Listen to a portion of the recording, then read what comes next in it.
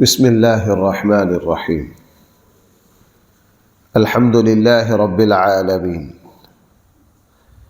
والصلاة والسلام على سید المرسلین وعلى آلہ واصحابہ اجمعین اما بعد فاعوذ باللہ من الشیطان الرجیم بسم اللہ الرحمن الرحیم وَإِنَّ مِن شِيعَتِهِ لَإِبْرَاهِيمَ إِذْ جَاءَ رَبَّهُ بِقَلْبٍ سَلِيمٍ إِذْ قَالَ لِأَبِيهِ وَقَوْمِهِ مَاذَا تَعْبُدُونَ أَئِفْكًا آلِهَةً دُونَ اللَّهِ تُرِيدُونَ فَمَا ظَنُّكُمْ بِرَبِّ الْعَالَمِينَ فنظر نظرة في النجوم فقال إني سقيم فتولوا عنه مدبرين فراغ إلى آلهتهم فقال ألا تأكلون ما لكم لا تنطقون فراغ عليهم ضربا باليمين فأقبلوا إليه يزفون قال أتعبدون ما تنحتون واللہ خلقکم وما تعملون قالوا ابنوا له بنیانا فألقوه في الجحیم صدق اللہ مولانا العظیم وَإِنَّ مِن شِيعَتِهِ لَإِبْرَاهِيمَ حضرت نوح علیہ السلام کی جماعت میں سے ان کے نقش قدم پر چلنے والے، ان کی پیروی کرنے والے ایک ابراہیم علیہ السلام ہے۔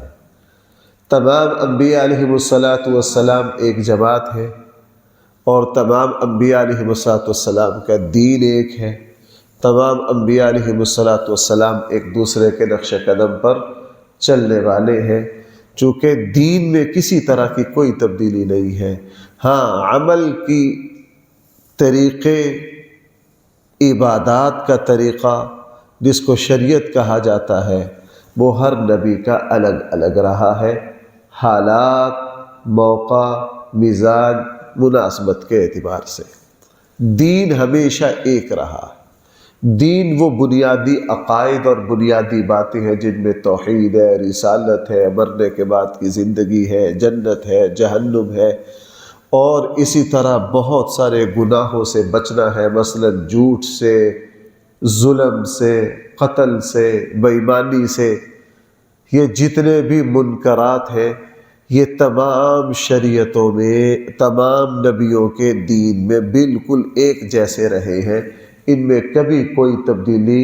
اسی طرح اخلاقیات کا باب ہے، ماں باپ کا احترام ہے، بیوی بچوں کے حقوق ہیں، بندوں کے حقوق ہیں، کمزور کی مدد کرنا ہے، محتاج کی مدد کرنا ہے، مریض کی عیادت کرنا ہے۔ یہ وہ ساری بنیادی چیزیں ہیں جن کو دین کہا جاتا ہے۔ یہ آدم علیہ السلام سے لے کر نبی کریم صلی اللہ علیہ وسلم تک تمام نبیوں کا دین ایک رہا ہے، اس میں کسی طرح کی تبدیلی نہیں ہوئی۔ ایسا نہیں کہ توبہ نعوذ باللہ، توبہ نعوذ باللہ، ایک نبی کی شریعت میں سچ بولنا عبادت تھا اور دوسرے نبی کی جو دین ہے اس میں سچ بولنا عبادت نہیں رہا۔ ایسا کبھی بھی نہیں ہوا، ایسا کبھی بھی نہیں ہوا۔ ہاں، شریعت، عبادات کے طریقے وہ مختلف ہوتے رہے ہیں حالات اور موقع مناسبت کے اعتبار سے۔ پہلی شریعتوں میں تیمم نہیں تھا، رسول اللہ صلی اللہ علیہ وسلم کی شریعت میں تیمم کی آسانی ہے۔ پہلی شریعتوں میں روزہ 24 گھنٹے کا تھا، رسول اللہ صلی اللہ علیہ وسلم کی شریعت میں اس کو مختصر کر دیا گیا ہے۔ پہلی امتوں میں نماز، 5 نمازیں اس طور طریقے تفصیل کے ساتھ نہیں تھی، اللہ نے اس امت کو عطا کی، اللہ نے اس امت کو عطا کی۔ اس طرح پہلی شریعتوں میں پاکی کی تفصیلات کچھ اور طرح تھی، زکوٰۃ کے نصاب کچھ اور طرح تھے، تو شریعت اور عملی چیزوں میں فرق رہا۔ اور پھر اللہ تعالیٰ نے نبی کریم صلی اللہ علیہ وسلم کی شریعت کو حتمی قرار دے کر قیامت تک آنے والے انسانوں پر لازم کر دیا کہ وہ رسول اللہ صلی اللہ علیہ وسلم کی شریعت کا بھائی کیا کریں گے؟ اتباع کریں گے۔ ایک علمی سی بات ہے، پھر شریعت میں کچھ بنیادی چیزیں ہیں وہ تو تبدیل نہیں ہوتی، کچھ ذرائع ہیں ان کو اختیار دے دیا گیا، جس طرح چاہو کرو۔ اب جیسے مسجد ہے، حضور کے زمانے میں مسجد بالکل چھپر تھا، بعد میں کہا جس طرح کی جیسے جیسے زمانے کے اعتبار سے بناتے جاؤ، چونکہ یہ چیزیں ذرائع اور یہ ذرائع ہیں، مقاصد نہیں ہیں۔ بہرحال وَإِنَّ مِن شِيعَتِهِ لَإِبْرَاهِيمَ، حضرت نوح علیہ السلام کی اتباع کرنے والے ان کی جماعت، ان کی گروہ میں سے تھے ایک ابراہیم ہے۔ اذ جاء ربہ بقلب سلیم، جب لائے ابراہیم علیہ السلام اپنے رب کے پاس قلب سلیم۔ قلب سلیم کا بھائی کیا معنی؟ لغوی معنی یہ ہے تندرست، صحیح سالم، بہترین دل۔ ظاہر ہے جسمانی دل تو مراد نہیں ہو سکتا، صحت کے اعتبار سے تو دل مراد نہیں ہو سکتا، مراد یہاں روحانی اعتبار سے ہے۔ کیا مطلب؟ یعنی ابراہیم علیہ السلام اپنے اللہ کی بارگاہ میں اپنا وہ دل پیش کر دیا جس میں 100% اللہ کی توحید تھی، جس میں شرک کا ایک بال کے برابر بھی کوئی حصہ شامل نہیں تھا۔ وہ دل جس کا ہر وقت اپنے اللہ پر 100% یقین، اعتماد، توکل، بھروسہ، کبھی بھی وہاں شک، اشکال نہیں۔ وہ ایسا دل تھا، اللہ نے جو حکم دیا اس کو فوراً کیا کیا؟ پورا کیا۔ تو قلب سلیم اس دل کو کہتے ہیں جس میں پوری ایمان کی کیفیت ہو، جس میں تقوی ہو، جس میں اخلاص ہو، اور وہ دل جو ہے وہ ہر طرح کے شک سے، شبہ سے، اور دل کے جتنے بھی گناہ ہیں، بدگمانی کرنا، دوسروں کے بارے میں برا سوچنا، منفی اثرات و جذبات، حضرت ابراہیم علیہ السلام کا دل بھائی ان تمام برائیوں سے کیا تھا؟ پاک تھا۔ ہمیں بھی قرآن کریم نے 2-3 جگہ حکم دیا قلب سلیم، چونکہ دل جو ہے وہ مرکز ہے۔ ہمارے آقا صلی اللہ علیہ وسلم نے فرمایا الا ان فی الجسد مضغہ، لوگوں تمہارے جسم میں گوشت کا ایک لوتھڑا ہے، اگر وہ صحیح ہو جائے، اگر وہ صحیح ہو جائے، جس طرح جسمانی طور پر دل صحیح، سارا جسم صحیح، روحانی طور پر دل کی کیفیات صحیح، سارا دین صحیح۔ اس لیے قرآن کریم نے دل کا تذکرہ بہت ساری جگہ کیا۔ قرآن کریم نے دل کا تذکرہ بہت ساری، دل مرکز ہے انسانی جسم کا۔ اس لیے رسول اللہ صلی اللہ علیہ وسلم نے ایک صحابی کو ارشاد فرمایا تھا التقویٰ ہا ہنا، تقویٰ کہاں ہے؟ یہاں۔ اسی لیے ہمارے آقا صلی اللہ علیہ وسلم کی بھائی مہر نبوت بھی کہاں تھی؟ دل کے مقابلے پر پچھلی سائڈ پر۔ اور ہمارے آقا صلی اللہ علیہ وسلم کا اسی لیے شق صدر فرمایا گیا، آپ کا دل کھول کر کئی دفعہ اس کو غسل دے کر اللہ تعالیٰ کی طرف سے ایمان، علوم اور پتہ نہیں کن کن روحانی چیزوں سے رسول اللہ صلی اللہ علیہ وسلم کے قلب اطہر کو بھر دیا گیا۔ اذ جاء ربہ بقلب سلیم، جب لائے پیش کیا ابراہیم علیہ السلام نے اپنے رب کے حضور قلب سلیم۔ اس کے بعد قرآن کریم نے حضرت ابراہیم علیہ السلام کا وہ واقعہ ذکر کیا جس کی تفصیل تو ہے سورہ انبیاء میں جو پیچھے گزر چکی ہے۔ بھائی کس صورت میں؟ سورہ انبیاء میں، وہاں زیادہ تفصیل کے ساتھ ہے۔ بالکل اسی واقعہ کو اجمالاً یہاں ذکر کیا ہے، لیکن یہ قرآن کی شان ہے۔ قرآن کریم جب ایک واقعہ کو نصیحت کے لیے، عبرت کے لیے دوبارہ لاتا ہے تو قرآن کریم کی شان یہ ہے کہ اس کے الفاظ مختلف ہوتے ہیں۔ پورے قرآن میں آپ حضرت موسیٰ علیہ السلام کا تذکرہ 82-83 جگہ نکال لیں، آپ ان کے الفاظوں کو دیکھو گے، ہر جگہ الفاظ مختلف ہیں۔ بھئی ہر جگہ کیا ہے؟ الفاظ مختلف ہیں، اور یہ قرآن کی فصاحت و بلاغت ہے کہ ایک ہی واقعہ کو یہ کئی طرح لاتا ہے، تو الفاظ بھائی کیا ہوتے ہیں؟ مختلف ہوتے ہیں، اور ہر جگہ الفاظ کے اپنے اپنے فائدے، نکات، اس کی خوبصورتیاں الگ الگ ہوتی ہیں۔ بہرحال یہ مشہور واقعہ ہے، آپ حضرات کو پتہ ہے، ابراہیم علیہ السلام کے والد آزر جو ہیں بت ساز تھے، بت پرست تھے، بت بناتے بھی تھے اور بت فروش تھے، بتوں کو بیچا بھی کرتے۔ ابراہیم علیہ السلام نے جب آنکھ کھولی تو دائیں بائیں کا سارا ماحول شرک۔ بھائی دائیں بائیں کا سارا ماحول کیا تھا؟ شرک۔ ابراہیم علیہ السلام اکیلے موحد، اللہ کی توحید کے قائل، اپنی قوم کے ساتھ مقابلہ ہوا، سمجھاتے، دلیل دیتے، اور غیر اللہ کے بودے پن، بیکار پن کو کھولتے، اللہ کی کبریائی کو بیان کرتے۔ قرآن کریم میں جا بجا ابراہیم علیہ السلام کے مقال میں موجود ہے، فَلَمَّا رَأَى الشَّمْسَ بَازِغَةً أَلَمْ تَرَ إِلَى الَّذِي حَاجَّ إِبْرَاهِيمَ۔ تو قرآن کریم نے کئی جگہ ابراہیم علیہ السلام کے اپنے قوم کے ساتھ شرک کے رد پر جو مباحثے مکالمے ہوئے، قرآن کریم نے ان کا تذکرہ کیا۔ ان میں سے ایک یہ ہے، یہ تقریباً آخری مرحلہ، یہ اپنی قوم کے ساتھ کشمکش کا بھائی کیا ہے؟ حضرت ابراہیم کا آخری مرحلہ ہے۔ حضرت ابراہیم جب ہر طرح سمجھا چکے، پھر یہ اللہ تعالیٰ نے حضرت ابراہیم علیہ السلام کے دل میں یہ بات ڈالی کہ اب صرف زبانی کلامی بات نہیں بنے گی، صرف سمجھانے سے بات نہیں بنے گی، اب مجھے عملی طور پر ان کو بتوں کا بیکار فضول ہونا ان کو سمجھانا پڑے گا۔ موقع کی تلاش میں لگ گئے، ایک کوئی سالانہ تقریب آئی، کوئی پروگرام آیا، کوئی میلہ آیا، ساری قوم جانے لگی۔ ابراہیم علیہ السلام سے کہا چلو تم بھی جاؤ۔ پرانے زمانے میں آج بھی احرام مصر وغیرہ کو دیکھ کر اندازہ ہوتا ہے پرانی جتنی تہذیبیں تھیں، ان کے یہاں جو مذہبی کوئی نہ کوئی تقریب ہوتی، وہ شہر سے نکل کر میدانوں میں کسی ایک جگہ اکٹھے ہو کر یہ اپنی کوئی نہ کوئی مذہبی پرانا طرز یہی تھا۔ یہ اب جا کے یہ چیزیں تبدیل ہوئی ہیں۔ ہمارے بر صغیر میں یہ جو میلہ، اس طرح کی چیزیں بہت عرصہ تک اس تہذیب کا حصہ رہی۔ ساری قوم جانے لگی۔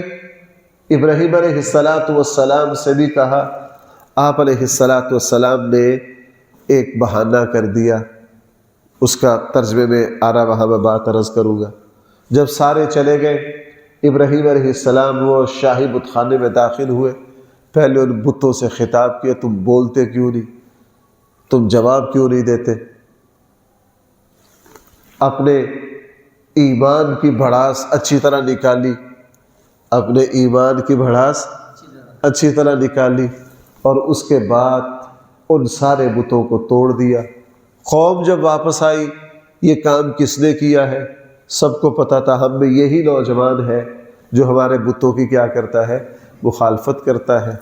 ابراہیم علیہ السلام نے بھی اب بالکل ان کے کفر اور شرک پر آخری وار کیا، چونکہ ابراہیم علیہ السلام طرح طرح سے سمجھا چکے تھے، قوم بھی آگے سے اسی طرح کا رد عمل دیا۔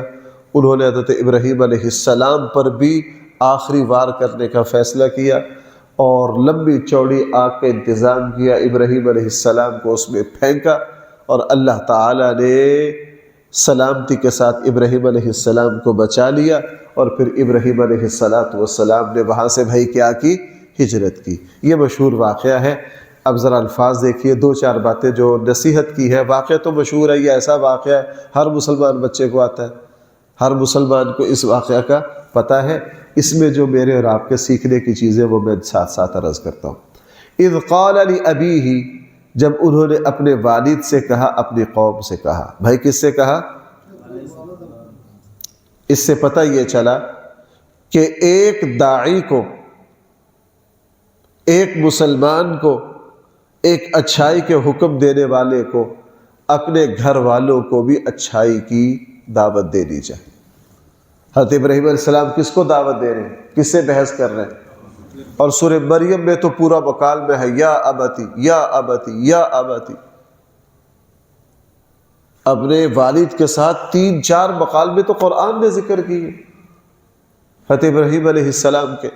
یہاں تذکرہ ہے، سورہ مریم میں تذکرہ ہے، اور کئی جگہ اس کا تذکرہ ہے، 7ویں پارے میں اس کا تذکرہ ہے۔ تو ہم کیا کرتے ہیں؟ ہم اپنے گھر میں کبھی بھی خیر کی دعوت نہیں دیتے، اپنے گھر میں کبھی بھی خیر کی نماز کا دوسروں کو تلقین کریں گے، اگر اپنے بھائی نہیں پڑھتے پیار اور سلیقے سے ان کو کبھی بھی دعوت، ادھر ادھر سب کچھ کریں گے۔ اپنے خاندان کی شادی ہے، وہاں خیر کی دعوت نہیں دیں گے۔ دعوت کی بات ہو رہی ہے، لڑنے کی بات نہیں ہو رہی۔ بھائی کس چیز کی بات ہو رہی ہے؟ دعوت کی۔ ہمارا کام ہے بغیر لڑائی کے سلیقے سے اپنے خاندان، اپنے گھروں میں جو غلط ہو اس کی دعوت دینا۔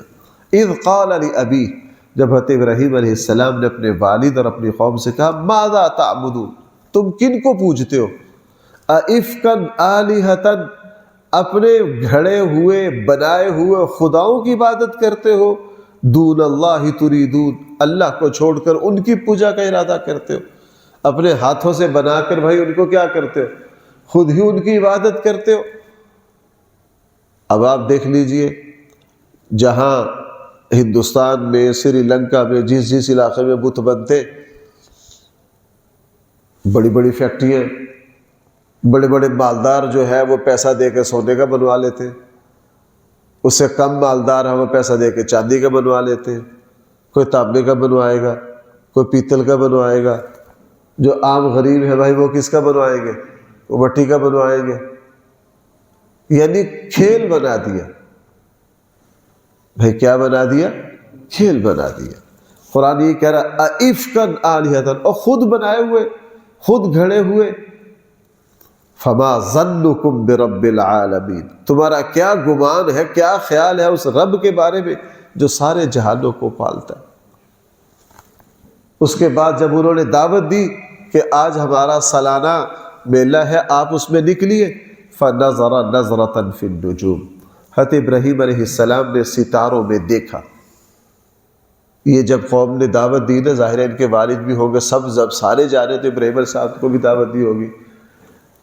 ستاروں میں دیکھا کیا مطلب؟ بعض علماء نے فرمایا اس کا مطلب یہ ہے کہ بندہ جب کوئی بات کا جواب دیتا ہے نا تو سوچنے کے لیے آسمان کی طرف دیکھتا ہے، وہ مراد ہے کہ سوچا، غور و فکر کیا کہ ان کو اب میں کس طرح ٹالوں، کس طرح جواب دوں۔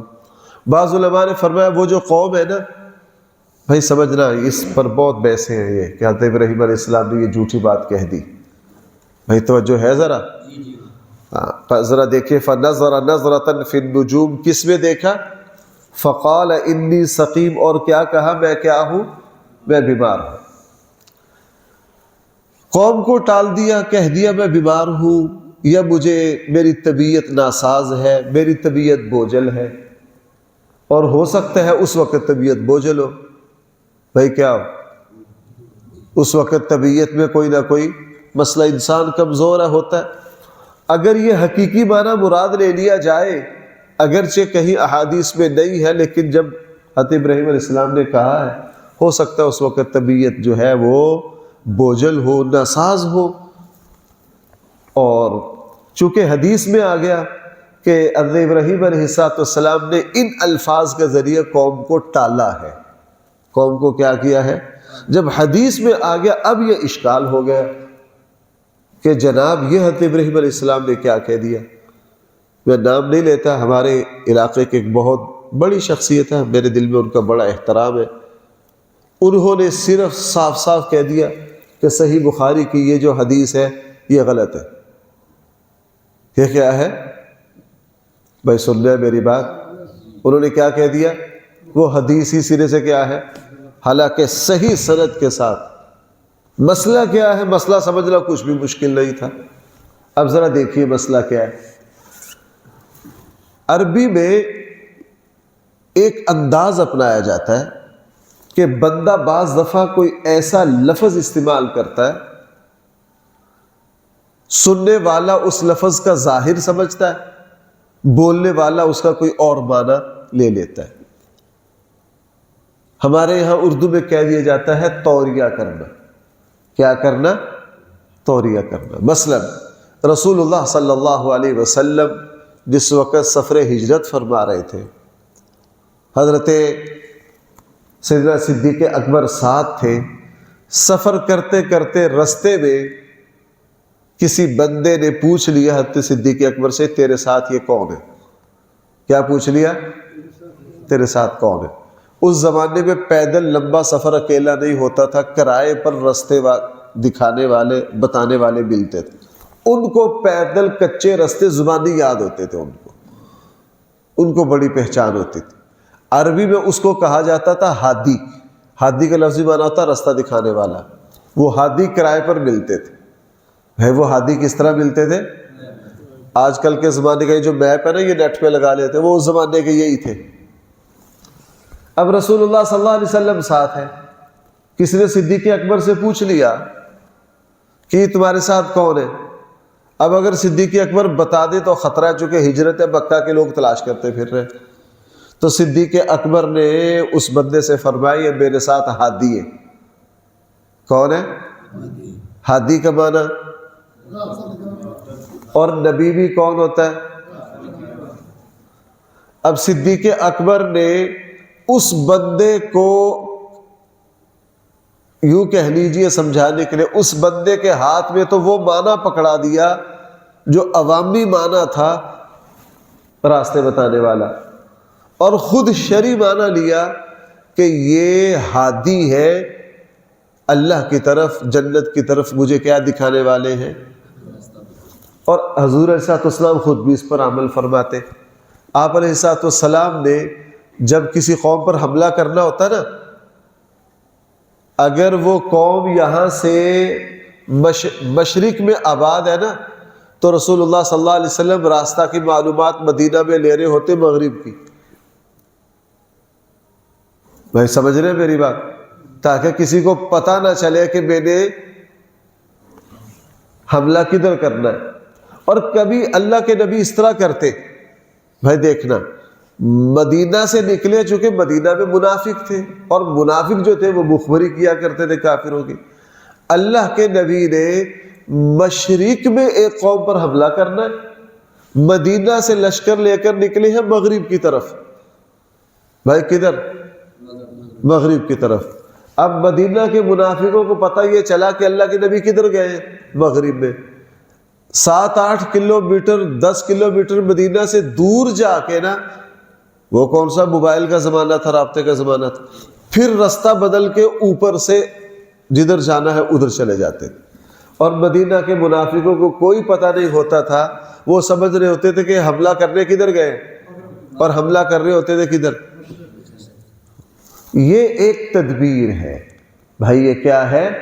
ایک تدبیر ہے، شریعت میں اس کی دسیوں مثالیں ہیں۔